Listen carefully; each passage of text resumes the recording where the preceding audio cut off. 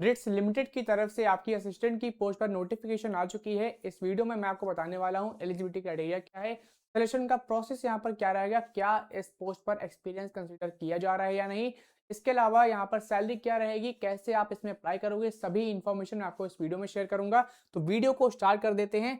इसके अलावा यहाँ पर बात कर लेते हैं, पहली जो आपकी यहाँ पर जो पोस्ट यहाँ पर रहने वाली है वो आपकी यहाँ पर है असिस्टेंट एचआर की। ठीक है, टोटल नंबर ऑफ जो पोस्ट यहाँ पर है वो आपकी यहाँ पर 15 है। बाकी आप कैटेगरी वाइज भी यहाँ पर ब्रेकडाउन आप देख सकते हो, जैसे कि आउट ऑफ 15 आपकी यहाँ पर 8 वैकेंसी अनरिजर्व कैटेगरी में है, 2 वैकेंसी आपकी ईडब्ल्यूएस में है, 1 वैकेंसी आपकी ओबीसी नॉन क्रीमी लेयर में है, ऐसे ही 3 वैकेंसी एससी में और 1 वैकेंसी आपकी एसटी कैटेगरी में है। अपर एज लिमिट यहाँ पर आपकी 30 ईयर है। ठीक है, इसके अलावा एज रिलैक्सेशन भी इसमें प्रोवाइड किया जाएगा, उसकी डिटेल भी आपको बताऊंगा। इसमें आपका किसी भी तरह का एक्सपीरियंस यहाँ पर नहीं रिक्वायर्ड है। ठीक है, जैसा कि यहाँ पर मेंशन्ड है, मिनिमम पोस्ट क्वालिफिकेशन यहाँ पर नील है। इसके अलावा लास्ट डेट जो रहने वाली है सबमिशन की वो आपकी है 27 अप्रैल 2020। तो 27 अप्रैल से पहले आपको इसमें अप्लाई कर देना है। इसका जो मिनिमम क्वालिफिकेशन है, एजुकेशन क्वालिफिकेशन है, वो बहुत सिंपल है। अगर आपने ग्रेजुएशन कंप्लीट कर लिया है तो फिर आप असिस्टेंट एचआर की पोस्ट पर अप्लाई कर सकते हो।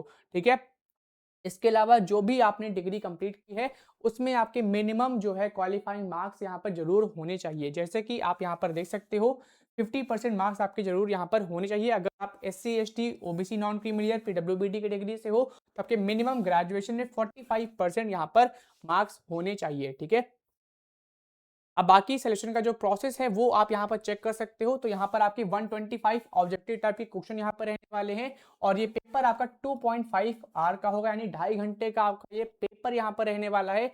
अगर आपको ये पेपर क्वालिफाई करना है तो फिर आपको यहाँ पर मिनिमम 50% मार्क्स यहाँ पर लाने होंगे अगर आप अनरिजर्व कैटेगरी या ईडब्ल्यूएस कैटेगरी से हो।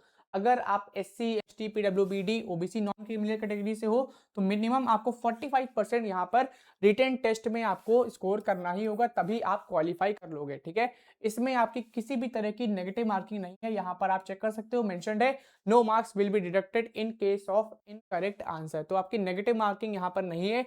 जो पीडब्ल्यूबीडी कैटेगरी से हैं, जो पर्सन विद डिसेबिलिटी कैटेगरी से हैं, उनको यहाँ पर 50 मिनट का टाइम जो है वो आपका एक्स्ट्रा यहाँ पर दिया जाएगा। नेक्स्ट आपका जो राउंड है डॉक्यूमेंट स्क्रूटनी है, इसमें आपके सारे जो ओरिजिनल डॉक्यूमेंट है वो सभी यहाँ पर वेरीफाई होंगे। ठीक है, फिर इसके बाद जो आपका थर्ड राउंड आपका है वो यहाँ पर आपका रहने वाला है मेडिकल एग्जामिनेशन का। ठीक है, बाकी वेटेज कंट्रीब्यूशन आप देख सकते हो। फाइनल जो मेरिट लिस्ट प्रिपेयर की जाएगी वो आपके रिटन टेस्ट के बिहाफ पर ही यहाँ पर प्रिपेयर की जाएगी। ठीक है, इसका जो पोर्शन है, जो आपका पैरामीटर है, जो वेटेज है वो आप यहाँ पर चेक कर सकते हो। इसका रिटन टेस्ट का 100% यहाँ पर वेटेज यहाँ पर रहने वाला है। अब बात कर लेते हैं रिलैक्सेशन की, तो एज रिलैक्सेशन भी इसमें प्रोवाइड किया गया है।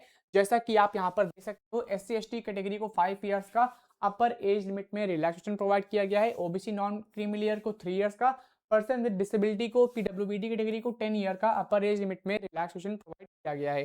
बाकी जो रिजर्वेशन जो पीडब्ल्यूबीडी से रिलेटेड गाइडलाइंस हैं वो आप यहाँ पर पढ़ सकते हो। नेचर ऑफ अपॉइंटमेंट की बात कर लेते हैं, तो अपॉइंटमेंट इनिशियली जो आपका प्रोबेशन का जो पीरियड है वो आपका यहाँ पर 1 ईयर रहेगा जब से आप ज्वाइन करोगे। ठीक है, इसको इंक्रीज किया जा सकता है, आपकी परफॉर्मेंस और इनकी रिक्वायरमेंट पर यहाँ पर डिपेंड करेगा। बाकी रिम्यूनरेशन कितना क्या यहाँ पर मिलने वाला है तो वो आप यहाँ पर चेक कर सकते हो।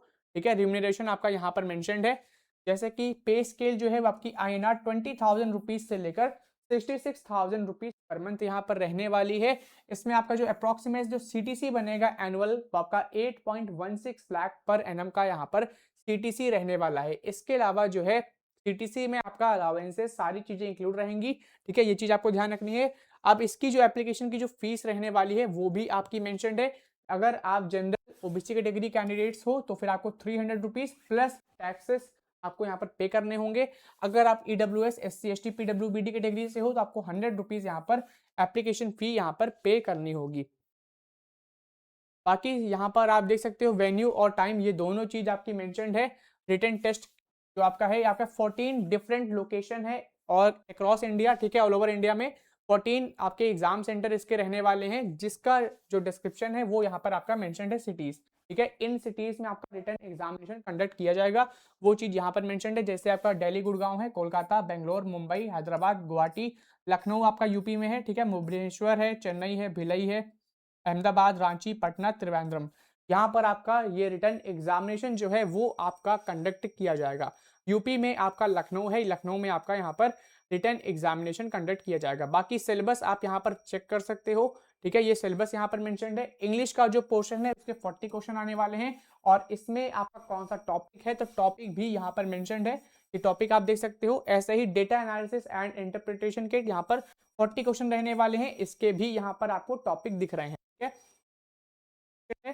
फिर नेक्स्ट आपका है यहाँ पर test of reasoning and general awareness, इसके यहाँ पर 45 यहाँ पर जो है वो आपके क्वेश्चन रहने वाले हैं। बाकी टॉपिक भी आप यहाँ पर चेक कर सकते हो। कैसे इसमें अप्लाई करना होगा तो रिट्स की ऑफिशियल वेबसाइट यहाँ पर आपकी मेंशन्ड है, रिट्स की ऑफिशियल वेबसाइट www.rits.com, इस पर ही विजिट करके आपको अप्लाई करना है, ठीक है। लास्ट डेट मैंने बता दी है 27 अप्रैल से पहले आपको अप्लाई कर देना है। अब कौन कौन से डॉक्यूमेंट्स यहाँ पर रिक्वायर्ड रहेंगे तो डॉक्यूमेंट्स भी आप यहाँ पर चेक कर सकते हो, जैसे कि हाई स्कूल का यहाँ पर रहेगा रिक्वायर्ड सर्टिफिकेट, ठीक है, डीओबी के लिए। इसके अलावा जो भी आपने डिग्री कंप्लीट की है वो आपकी रिक्वायर्ड रहेगी। अगर आप EWS, SC, ST, OBC, non creamy layer, PWBD category से हो तो आपको यहाँ पर सर्टिफिकेट भी शो करना होगा। इसके अलावा proof of identity, address, pan card आपका है, ठीक है, ये चीजें भी यहाँ पर आपकी रिक्वायर्ड रहने वाली हैं। बाकी जो गाइडलाइंस है वो आप यहाँ पर चेक कर सकते हो। जनरल इंस्ट्रक्शन में सभी चीजें आपकी मेंशन्ड है, ठीक है। इंपॉर्टेंट डेट्स एक बार फिर से देख लेते हैं। आपकी जो एप्लीकेशन है वो आपकी 19 मार्च से स्टार्ट हो गई है। इसकी लास्ट डेट आपकी है 27 अप्रैल और जो एग्जाम आपका है रिटर्न टेस्ट, इसकी अभी डेट नहीं अनाउंस की गई है, तो जैसे ही अनाउंस की जाएगी उस पर अपडेट प्रोवाइड कर दूंगा। फिलहाल रिटर्न टेस्ट के से रिलेटेड मैंने एग्जाम पैटर्न बता दिया है, सिलेबस बता दिया है, प्लस कहाँ पर आपका रिटर्न टेस्ट कंडक्ट किया जाएगा, एग्जाम सिटीज में, वो सभी डिटेल्स मैंने आपको शेयर कर दी है। तो 27 से पहले आपको इसमें अप्लाई कर देना है। बाकी यहाँ पर सिर्फ और सिर्फ गाइडलाइंस और प्रोफॉर्मा में आपका सर्टिफिकेट का फॉर्मेट, ये सभी चीज़ें मेंशन है। तो RITES की तरफ से अच्छी वैकेंसी है, इसमें जरूर अप्लाई करो। अगर आपने ग्रेजुएशन कंप्लीट कर लिया है तो इसमें आप अप्लाई कर सकते हो। ऐसे ही लेटेस्ट अपडेट्स के लिए चैनल को भी सब्सक्राइब कर लो। धन्यवाद।